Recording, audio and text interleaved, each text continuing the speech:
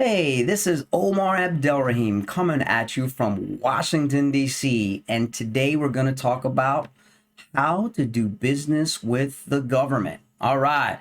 Listen, I'm going to make this a little bit lively. This isn't going to be boring, some old guy here behind the screen talking and doing nothing else. So we're going to have a good old time here. We're going to get a lot of value out of this, and hopefully you're going to learn something.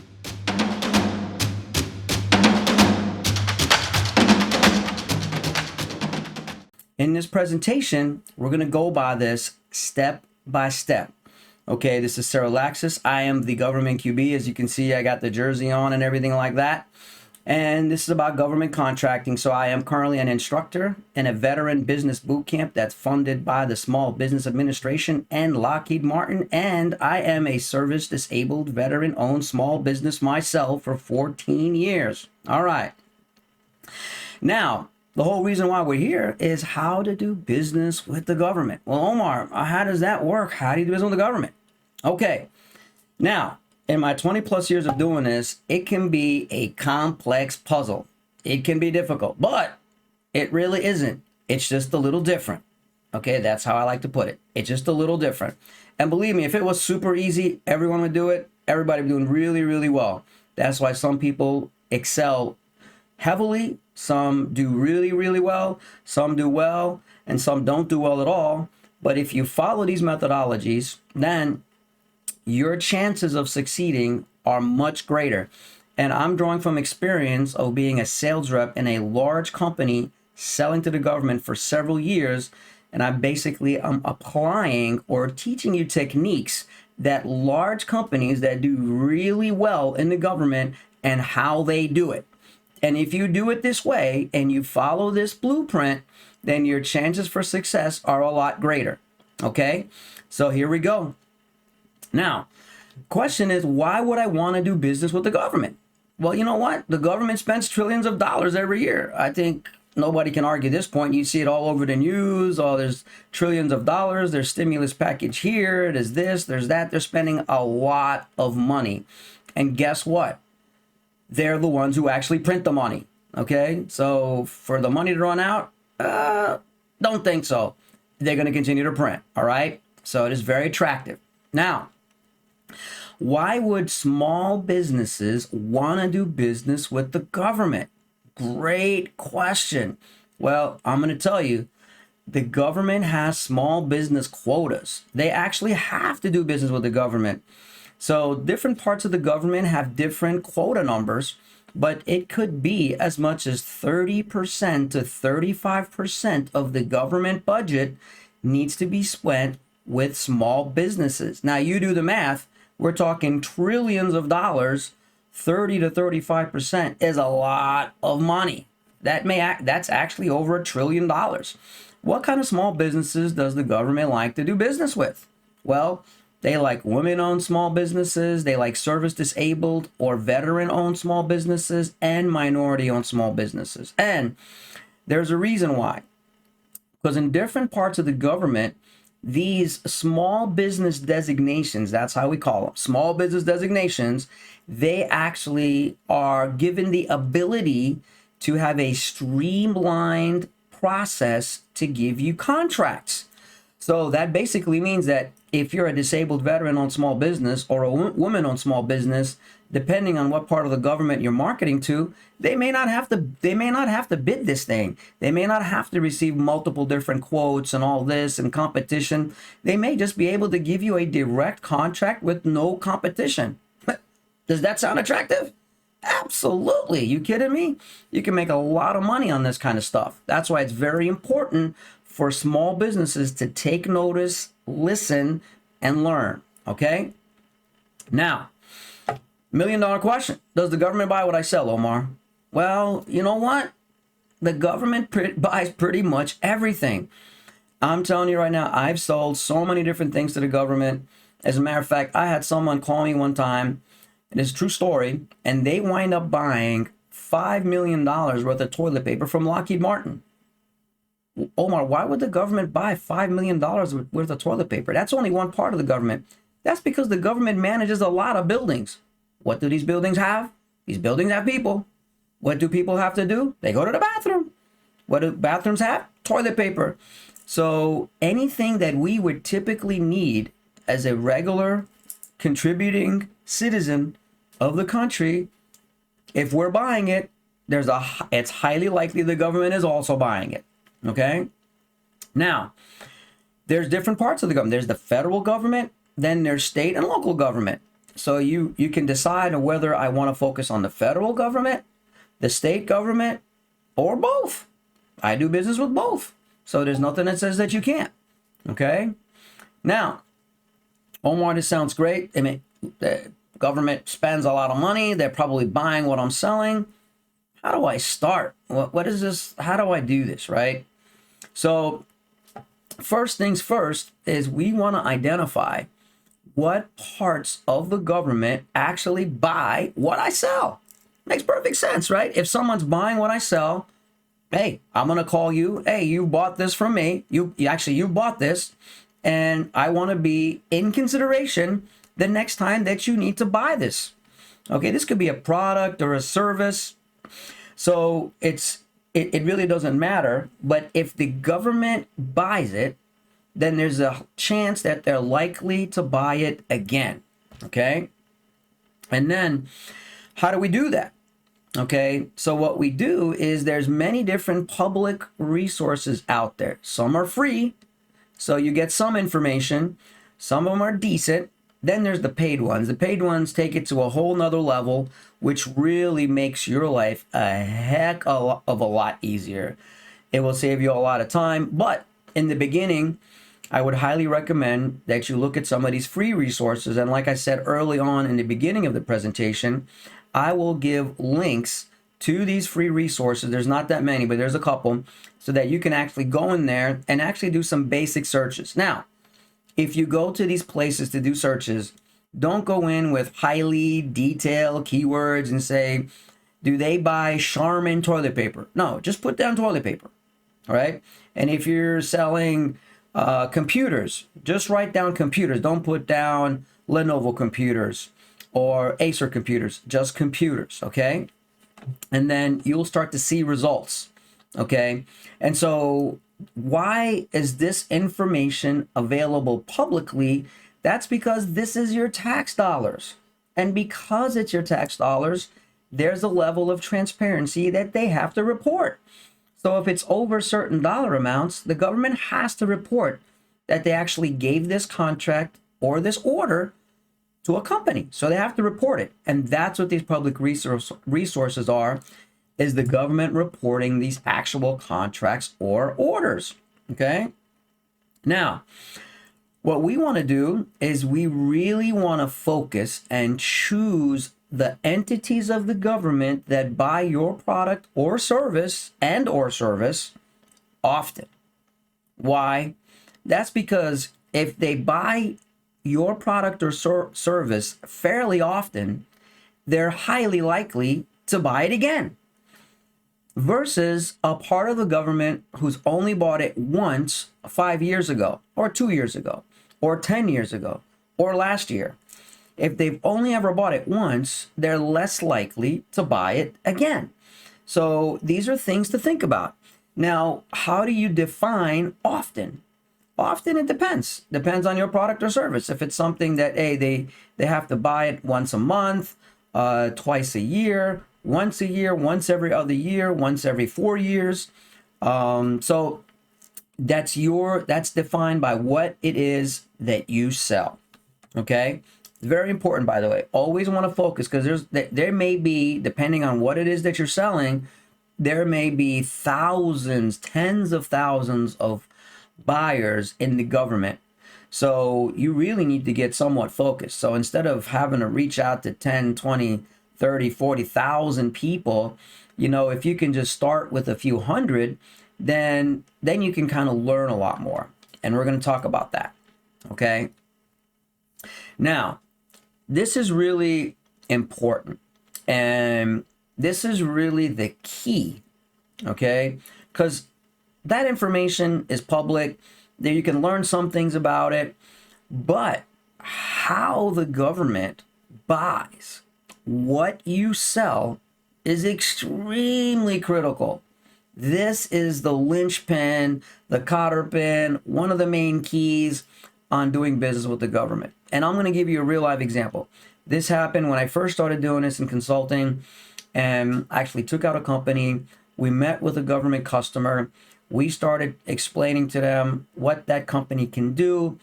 And the government customer was really impressed. They said, wow, okay, yeah, that definitely sounds like you understand our problem and then you could solve it. And so you basically checked all the boxes. Then she started to ask us questions such as, hey, are you on this contract? So our answer was no, we weren't. Well, are you on that contract? No. Well, do you have this certification? No. Well, you know what? I can't even buy it from you. So the point was, you just wasted my time, is what she was trying to tell us. You should have done that first. Because once you do that, once you find out how I actually buy what you sell, and you prepare yourself accordingly, so that when I am interested in what you have, it's easy for me to buy it from you. Emphasis on easy. So what you want to do is, the government deals with a lot of bureaucracy, right? There's a lot of red tape. So if you can remove a lot of that bureaucracy and a lot of that red tape, guess what? You start becoming an attractive option. So they may say, well, wait a minute. Since you're set up just this particular way, the way that we prefer and recommend, then we may not have to bid this thing out. Wow. So what does that mean?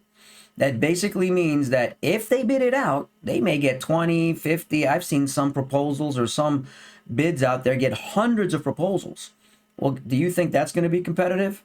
Do you think your margins are going to be anywhere near reasonable for you to even win that contract? No. But let me ask you this question. What if there was no competition? How much margin or profit do you think you can make? Now, I'm not talking about gouging the government. Not at all. We do ethical business always with the government, specifically the government. But now, instead of me having to make 1% profit or maybe even negative profit, now I can make myself 10, 15, maybe 20% profit and more, depending on what it is that you do. So that's why it's very, very important to understand this particular piece of the puzzle. Like I said, this could be a complex puzzle, but if you know these things, then the puzzle is not as complex. And this was one of the key techniques that we learned in corporate America when I was a sales rep, that when we did this, they're like, oh, great, you just made my life easy now. So you know what? I'm not even gonna compete this thing. I'm not even gonna bid it, because you checked all the boxes. You made my life easy. I can just give you the contract. It's a beautiful thing.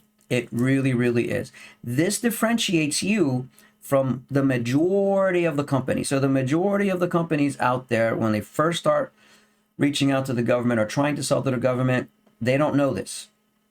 The government tries to tell them this, but then they don't know how to go about doing it, or they don't understand it. Well, how does that? What do you mean how you buy it? Don't you go by bids? Not necessarily. Sometimes we do, sometimes we don't. So it's very, very important. I'm spending quite a bit of time on this slide because it's very important. That's why. Now, once you do that, you will actually have your blueprint, or what we call your go-to-market strategy. So even in non-government, right, in the commercial world, you got to have a go-to-market strategy. You have to know how I'm going to go to market. What does that mean? You have to identify your demographic or your target audience that is likely to be a prospect or a lead for you, okay? And then at that point, you make sure, or you've already confirmed, that your product or service is a great fit for that target audience or demographic. Because if you do that, okay, this is not just government, this is also any business. If you do this, then every person that you speak to could be a potential prospect that can convert into a paying client. Extremely important, because what will happen is this will save you tons of time. And in the government marketplace, this could be years. I know companies that try and try and try and try and get zero. Big goose egg. They get $0. And I'm telling you, I had a client last year, one person just started. All within, after a few months, he got himself a multi-year contract over $1 million right out of the gate. Okay, and I'm talking about, this isn't even something that he necessarily did, was his sweet spot or his main offering, but it was something that he had knowledge of, and he was able to convince the government that this was something that he did well at, and so they gave him a contract. Look at that. Just started within 6 months, right? Now, that's not a result that everyone can expect, okay? And it depends on what you're selling. If what you're selling is a high ticket item and it's in the multi-millions, you know, there is a likelihood that that's going to take some time. How much time?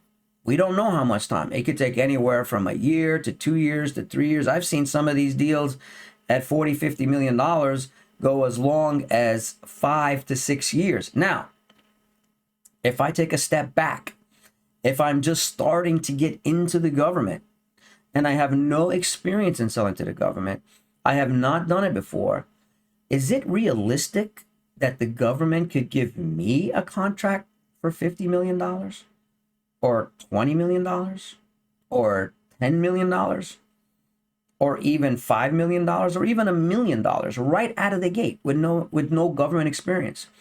So you really have to have a realistic mindset. So it's always start small, get your foot in the door, gain some experience, because it is different. Like I said, it's not hard, it's just different. There's a few things in there that are dynamically different. So just have this in mind. And so this is something that we have. So we're going to have some webinars to discuss this, so it makes it easier for people to understand. And on top of that, each entity in the government may have a unique marketing strategy. Well, what does that mean, Omar? As an example, you can call Department of Transportation, but they like to buy your product and service from this particular contract. Let's say contract A. But then you go to Department of Education and say, no. We don't like to use those contracts. But if you're woman-owned, well, that's a different go-to-market strategy, right? Or you might go to the Department of Defense and they say, well, you know what? We don't like that contract or woman-owned, but we really like veteran-owned businesses. Well, you know what? I'm not a veteran business. Well, that doesn't stop me to reach out to a veteran-owned business that I may know or a contact that I may have met to discuss possibly partnering and going after that, and we'll talk about that. Okay? Now, why do we do it this way? Because if you do it this way, it builds trust with the government. It's just like anything else. If you go to a different country and they only speak that language, they don't speak English, if you know how to speak their language, you're going to develop credibility and trust with them, with the people in that country, versus if you didn't. So the government has a language. So if you learn that language, then they're going to say, you know what? You talk like us. You must walk like us. You probably understand us. And if you understand us, then it's likely that if we give you work, that you're going to be able to deliver. That's very, very important. And that's how you develop trust with the government. Okay, so all of the previous slides helps get you to this particular point, because people like to do business with people that they know, like, and trust. Okay, very important. Okay, nobody wants to give you a contract, all of a sudden lose their job, right? Government could be a very cushy job if they play their cards right, okay? Now, I had mentioned something about teaming, or let's team up with another company with a particular designation and let's go after work. Okay, now, from my experience, if you're just starting new and you don't really have any exposure to the government and you're just starting, and this is probably, I would recommend this for anything important in your life, right? We recommend to team. What does that mean? Teaming means to meet and develop a relationship with another entity that has experience with the government, that checks the boxes that you're not able to check, so that you can get work from the government. Okay. Another known, now this is not my strategy. This is the main successful strategies that a lot of companies use. As a matter of fact, the largest companies in the country, like the Lockheed Martins, the IBMs, the Boeings, Microsofts, all of these big companies that you probably see advertising on TV and these sporting events, that's actually what they do. They team with small businesses, believe it or not. Because when the government gives a large company a contract, 35% of that contract, in most cases, will have to be given to a small business. So those companies have to give 35% of that contract to small businesses. And it can't be just one. So there's 3% of it for women-owned, 3% for veteran, 3% for this, 5% for that. So they have to have a stable, a team of small businesses with different classifications and different designations in order to meet these quotas. They actually have people full-time dedicated that they identify as supplier diversity managers. And their entire job is to find you. That's their job. So the question is, why aren't you reaching out to them? You should. Worst thing that'll happen is they'll say, hey, thank you, but we're not interested. That doesn't hurt. The other way is find mentors. Okay, there's a lot of companies out there that have walked a mile in this space, have learned a lot, and who better to learn from than someone who's just done it? If someone has done it, don't you think you could learn from that person? Isn't that what we do almost day in and day out? Who doesn't go to YouTube like, I need to fix this, or I need to do that, or I want to check this out? We go to YouTube and see how someone else did it. I might look at 4 or 5 different people and see if they did it differently or the same. So teaming and mentoring is very, very highly recommended. I highly recommend it if you can find it. Now, some people don't know how to go about doing this. There's also techniques on how to do that as well. These are different sessions, and this is why we're doing webinars. There's a lot of information that can really help people. And it's not fair to give a lot of information in just one session in a boot camp style to learn how to do business with the government. It really requires a step-by-step procedure process so that you can kind of really understand it, and it really gets simpler that way. You don't have to remember all of these things. Some of them start to become natural, and that's when the trust factor really develops with the government. Okay, now you really want to inject or insert yourself into an ecosystem of companies. Ecosystem of companies. What's that?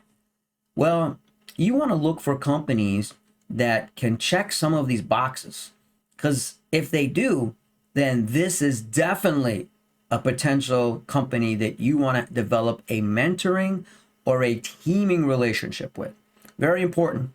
Past performance. That basically means that they've done past work with the government. They have experience. Contract vehicles, because the government likes to use contract vehicles to buy a lot of different products and services. Capabilities. So especially if you're a new business, you may not have a lot of capability. So if you're an IT company and you're in the cyberspace, well, you may have knowledge or capability in one specific part of it, but you may not have the capability to actually deliver a full solution. Or if you're in construction, hey, we do the electrical part. Well, you know what? We need someone to do drywall and plumbing to get this contract. Well, guess what? If you find a company that does drywall and plumbing and they have past performance and they have contract vehicles, well, guess what? That starts to make your offering a lot more attractive and makes the government's life a lot easier. Okay. Certifications. There's so many different certifications. I can't even go into this. There's so many. I don't think any one person knows all of these certifications, but there is a ton of certifications. Some of them some of them are relevant. And so you need to find out which certifications are important or relevant in your line of work. And how do you find that out? That's when you're reaching out to the government And these are some of the questions that you ask. So hence, you should look out, once you find that out, you should look out for companies that have these certifications. Socioeconomic categories is another hot one. This is like the woman owned, the veteran owned, disabled veteran owned, minority owned, 8A, which is another that requires a video all in itself, because that is a very powerful socioeconomic classification that can give you sole source.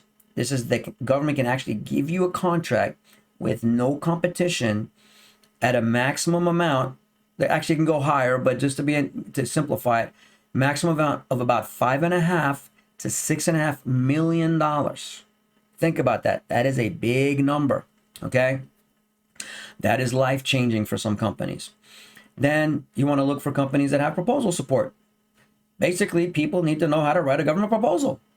It's not just a quote. Hey, here's my price quote. It's not a one page. That's not going to get you anywhere in the government. Let me tell you that you need to write a proposal. You need to learn how to write a proposal. So that's why it's good to find companies, build an ecosystem of companies that have proposal support, that know how to do that and know how to do it well, know how to write a winning proposal. Anyone can write a proposal, but a winning proposal. Delivery support. This is when you're actually going to deliver your product or service. So sometimes that could be 5 people, 10 people. Well, you know what, Omar? I only have 2 people. Where do I get these other 3 people? So that's another reason why. And then financial support, another big one. I've seen people actually sell their company after getting a government contract because they didn't have the financial capacity to actually begin to deliver on a contract, right? So it's good to have, these are very key things that you would look for companies that you can either team with or assign or find as a mentor, okay? Now, we have an ecosystem of companies that are willing to help, and some of them check a lot of those boxes, right? And so this is where we come into play, and this is where we can potentially help. Now, we can't work with everyone, but for this particular community, we'd be willing to come up with a unique offering that makes sense for all parties involved and do it in a group session, and like I said, not in a boot camp style, but something in a more slower paced, where it's step by step, so that it encourages each individual person to want to advance to the next step, so that you can actually put yourself in the position to potentially get government work. Okay? And if you'd really like to learn more about this, I do have a bunch of content on my website. My website is www.governmentqb.com. You can feel free to email me at omar@governmentqb.com. And my name is Omar Abdel Rahim. That is my phone number. It does get forwarded to my cell phone, but obviously if 200 people call me, that may be a little bit hard to handle. So the best way is really email me, or if you go to my website, you can subscribe, and I send out some valuable content, and also I take a lot of feedback. So if there's something that you experienced in this journey, feel free to share it, and I'll develop content specifically based on that information. Okay, so right now, what are some takeaways? The takeaways are the government is not hard, it's just different. And then on top of that, seek guidance. There's nothing wrong with that.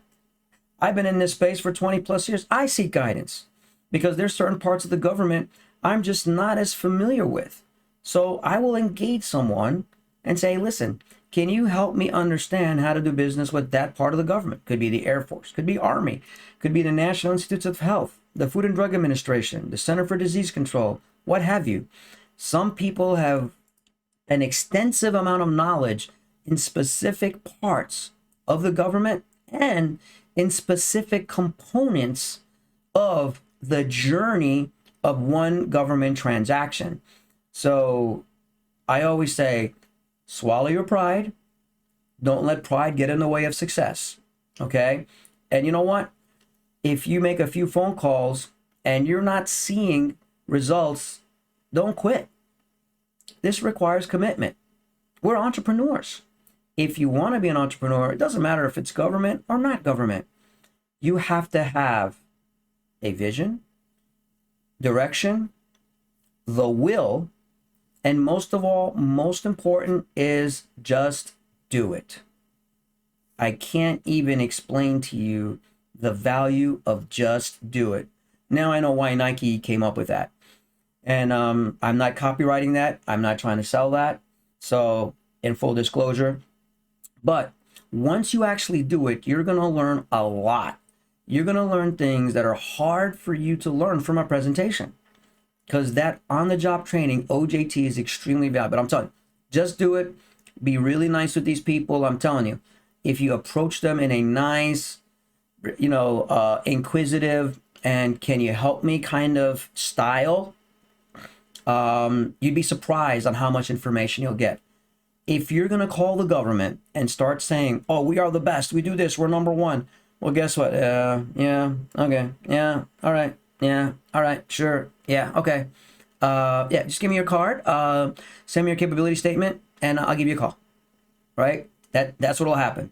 So, but what you want to do is you want to articulate or explain to them or show them that you actually understand them. That's the key. Just listen, ask questions, listen, absorb the information. Then you can come back and take that to your teaming partners or your mentors or your coach, whatever you want to call that. And then they'll give you guidance on how that works and what to do with that information. What does that information mean? And what are the next actions based on that information you just learned? I greatly appreciate your time. I know your time is valuable. Hopefully I gave you some extremely valuable information for you to take next steps and actions in your journey to succeed in government contracting. Once again, this is Omar Abdelrahim, your government QB, coming at you from Washington, D.C. Have a good one.